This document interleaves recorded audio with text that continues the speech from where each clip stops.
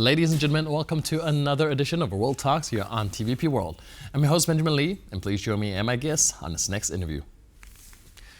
Now, after weeks of backchannel diplomacy, the United States has brokered a partial ceasefire agreement between Ukraine and Russia focused on de-escalating tensions in the Black Sea and to halt energy infrastructure attacks. While the deal ensures safe maritime navigation and bans the militarization of commercial vessels, it has raised eyebrows for its apparent concessions to Moscow, particularly restoring Russia's access to global markets. Now, joining us today on TVP World to unpack the significance and implications of this latest development is Artur Koldomasov, non-resident fellow in global governance institute. As a graduate of journalism and social communication from the John Paul II Catholic University of Lublin, he's an award-winning young diplomat and a seasoned disinformation analyst with first-hand experience at Ukraine's foreign ministry and key diplomatic missions. Sir, and welcome to TVP World. Thank you so much for having me. So can we first try to analyze this newly brokered partial Black ceasefire, and how does that compare to the previous attempt at coming to the negotiation table and having a ceasefire? Well, first and foremost, this particular outcome of the recent round of talks is focused around the activity in the Black Sea. For example, yesterday, journalists were not having that much information because these statements from all parties participating in the negotiations were delayed.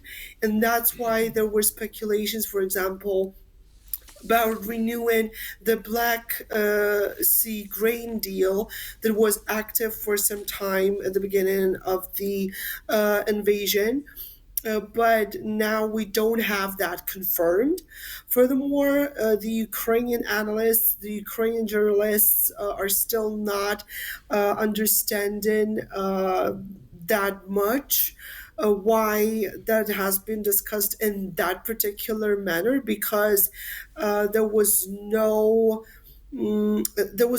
particular obstacle before for these cargoes and other vehicles to pass with the goods and grains through the Black Sea, despite Russian activity against the ports in Odessa and Mykolaiv. Therefore, this particular move has been considered as smoke and mirrors from the Russian side, and currently, people are trying to break down all the details and all the statements, including the Russian one, because the Russian statement is slightly different compared to the American and Ukrainian one. All right, like you mentioned, there's a little bit of smoke and mirrors going on. Can you help us understand a little bit more what you meant by that? Do you think that this deal mostly is benefiting in favor of Moscow? Some analysts say that yes, because currently we are talking about some little concessions regarding Russia, regarding the sanctions imposed against it and against its active participation in the market of grain and fertilizers export. That's what has been discussed, and that's, for example, what Russia mentioned in its statement, that, for example, some parts of the ceasefire agreement will be active and will be implemented by Russia only if the sanctions in some part will be removed from the Russia's entrance to the exactly grain and fertilizers market. For example, we're talking about the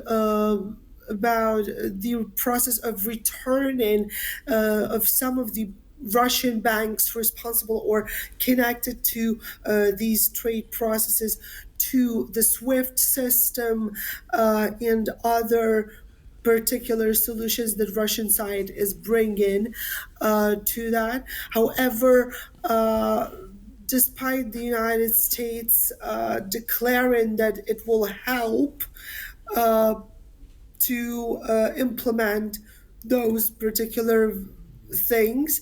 There's no particular roadmap currently imposed at that moment to implement that. And also, there is no balance felt by the general public and also analysts specifically related to that issue. They say that that is a very huge disbalance favoring Russia, unfortunately.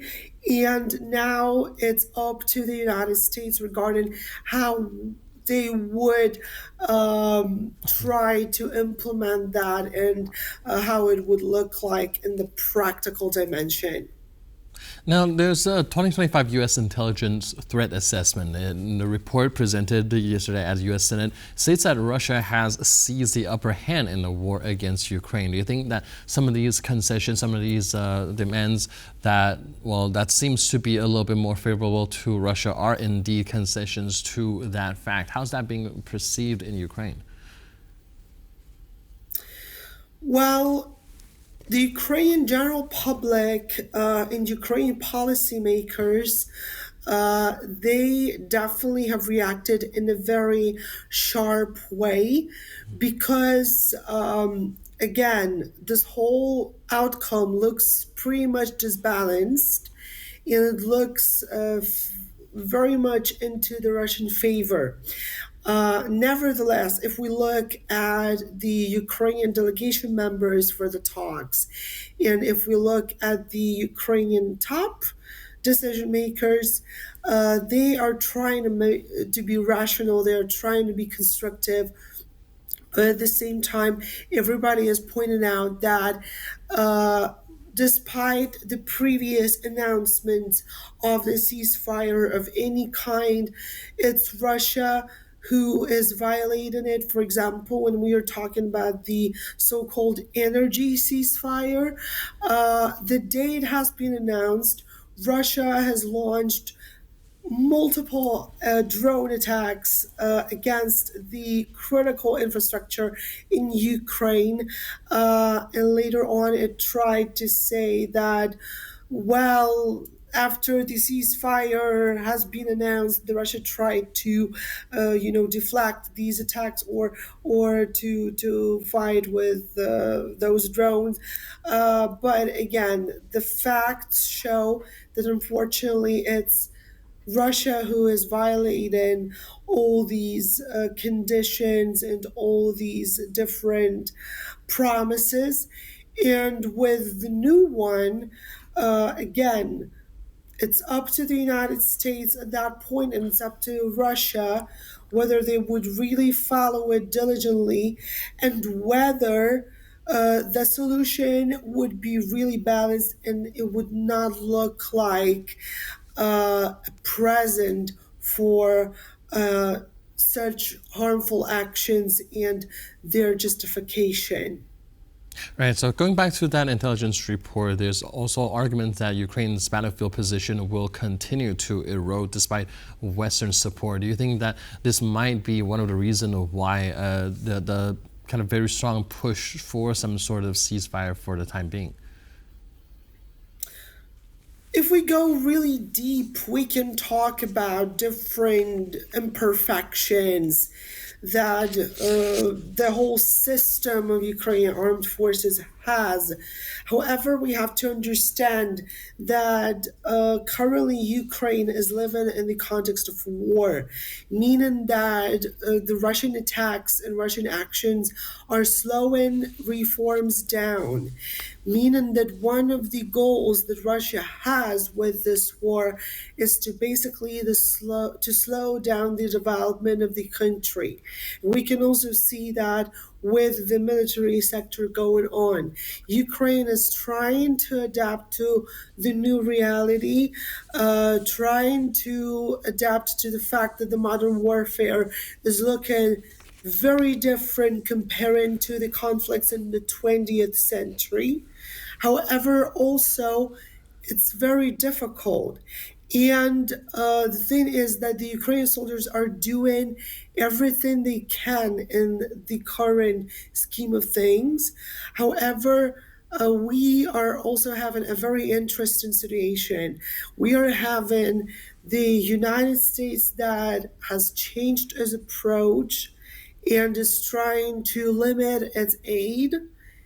In combination with that, we are having the European Union that is completely paralyzed and shocked by these events at that moment, and that has declared some bold actions, but these bold actions have not yet come to the real dimension. Therefore, unfortunately, all these delays and all these conversations with no avail, they have an impact on the situation on the ground. However, the thing is that it's always a combination of factors. And one of the factors in that particular combination is the Western support, because unfortunately, uh, the way the truth is, it's that the Ukrainian armed forces really need the Western support and Western weapons to move on, but they are doing incredible things with something that they already have. Now, given the current situation, it does seem like neither Putin or Zelensky seems eager for a negotiated settlement. What do you think would need to change for any sort of meaningful full peace talk to actually take place? I think that people on all sides and also the general public, people have to understand that this war has very deep roots, and that it will be impossible to make a comprehensive solution and just peace with 2 pages of paper or 10 pages of paper. Because in order to make this solution a just peace, the negotiations should be really comprehensive and should tackle upon various avenues of ordinary life in both countries, including local governance, education, historical tensions, etc. The comprehensive solutions should be really including the provisions on various very difficult topics and very difficult conversations should happen. The current negotiations are a step further in that process. However, this is not a comprehensive solution because we all know really well that Russia is violating the international law, and we also know that if the time is given to Russia to prepare, it will recoup really fast and it will gather all its powers and will attack again.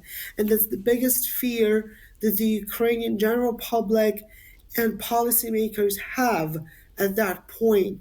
Therefore, the real comprehensive solution should tackle really difficult questions and should really be long and unfortunately uncomfortable.